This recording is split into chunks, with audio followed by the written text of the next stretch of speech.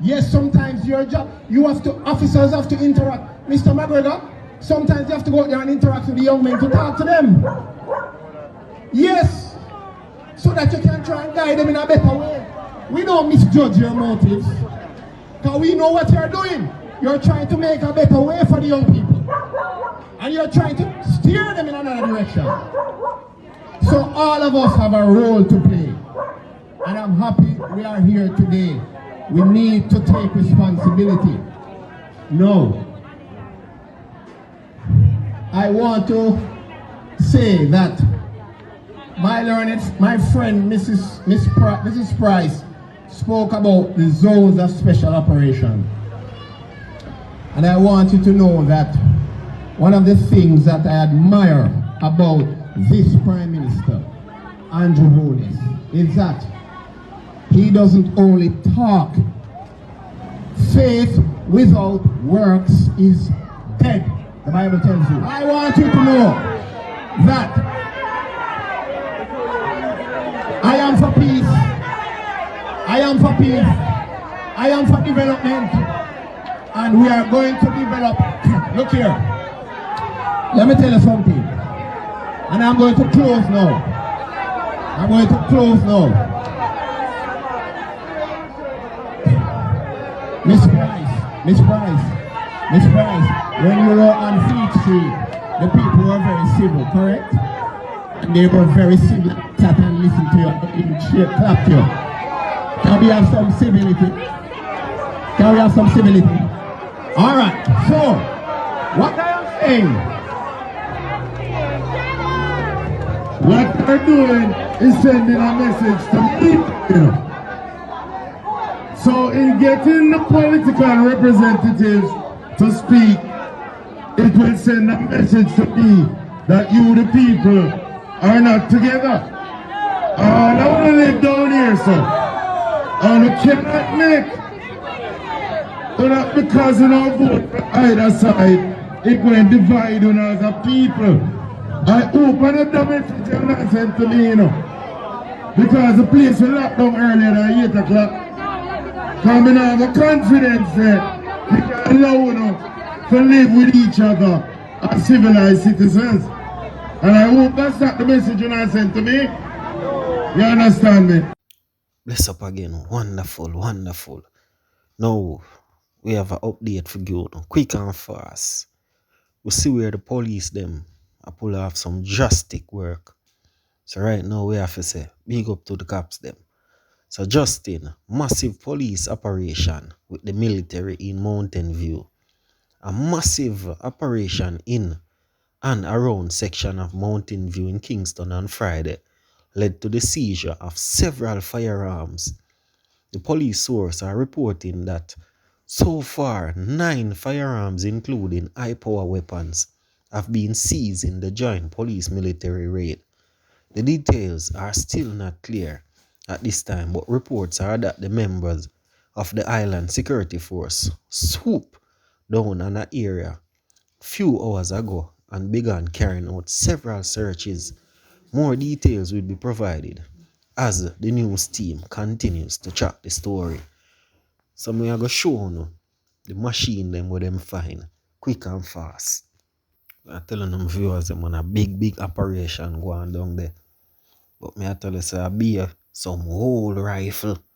A few Chris one, but me I tell you say I be old rifle. Be old machine.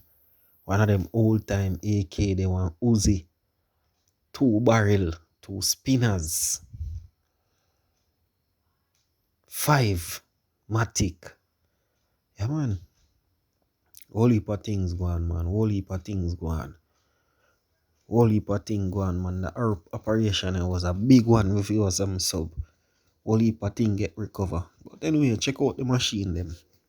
The man of yours, so the machine them, yeah. Them are the sitting them where they go dig up. Down that massive operation. Whole heap of place them type of operation, you go and still and not just Mountain View. Just look out for them, man. Whole heap. So no further ado, I get over to Chilani. So in Trelawney, accountant, book, and grocery are forgery charges.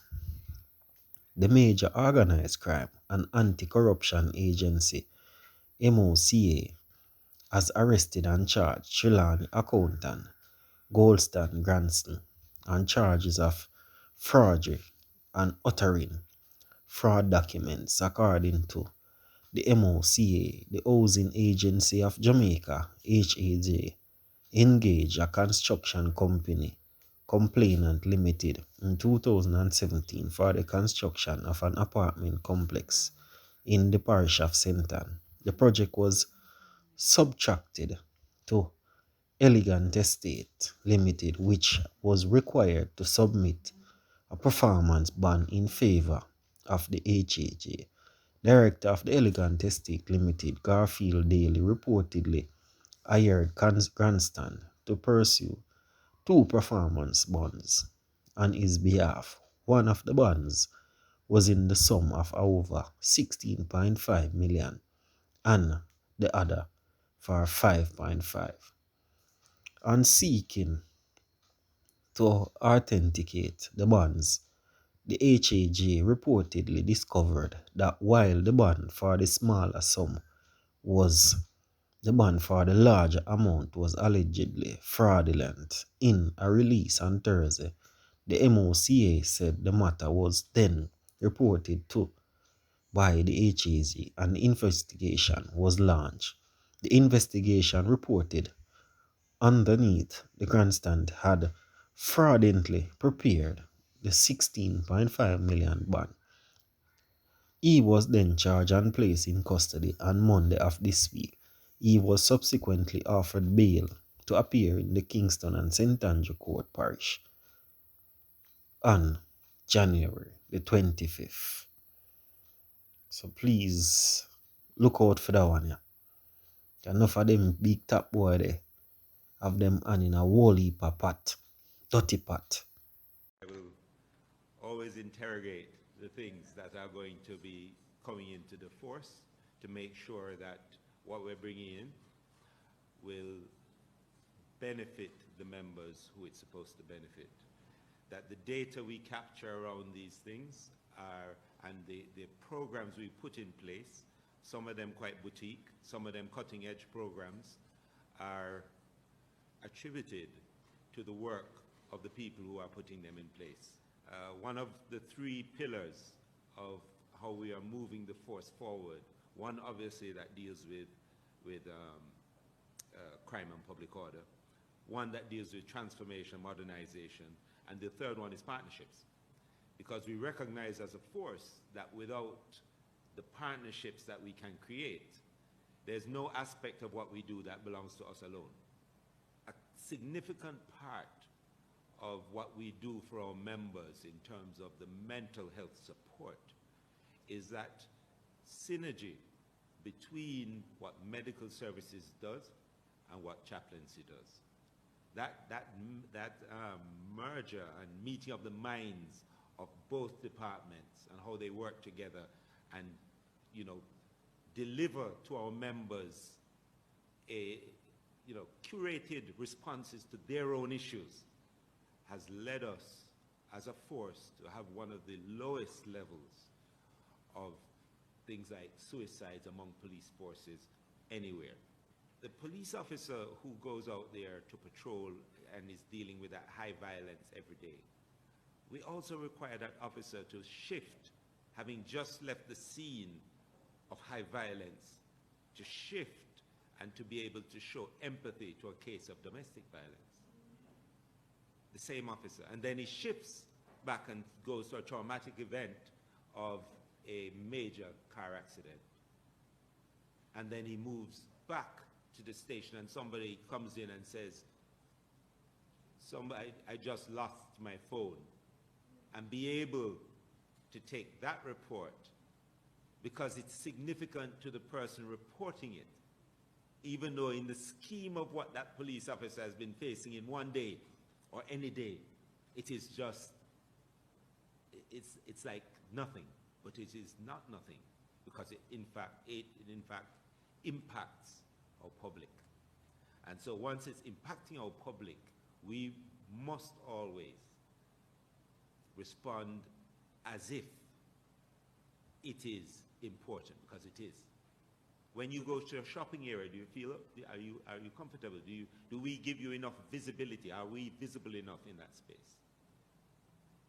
Those are the things that we have to do. So we balance those requirements that impact the majority of the population to deal with the homicides being created largely within very small areas by people who are getting at each other. That's just our reality. Now, it doesn't mean, it means what do we have to do? We have to do all of it. Now, can we do all of it all the time? Of course not. We don't have that. We don't, it's not, we're not large enough a force to do it all at the same time, all being done at the level we would like to do. But that is why we are building out, as part of it, the size and capacity of the force to be able to do that. That's why we're bringing in technologies that can reach across the force. We're a national police force. We're not a city police force. And therefore, we're extended across the country. Tools like this allow an officer, wherever they are, to assess themselves and allow us to know what is going on across the country. We recognize that we always have to be on our A game. That's what's required of us. How do we do that? Or how do we tend towards that? Is by having our members focused on what they need to do, and we as leaders focus on all the other things for them. We provide the psychological support. We provide the help, and not just to them, but also to the families. This business is not easy on families. And a police officer's family carries a heavy burden. Sometimes the police officer who's involved in the actual work on the road is less stressed than the family who doesn't know what's going to happen. And that's not to diminish the level of stress from doing the work. It just is that the family, that family unit that supports the officers. So thank you to PAHO, thank you to the World Health Organization, and all the people who made this possible. And I'm going to encourage members to use it when it's out there, and check yourself. Make sure that if there is a problem, you check yourself. It's not an embarrassment if it doesn't match what you thought it matches. There is help out there. It can happen to anyone. And all of us may be walking around with all kinds of issues that we're unaware of until it gets too bad. We have the services to support you. Use them, and let us continue to being that force for good in this country. Thank you.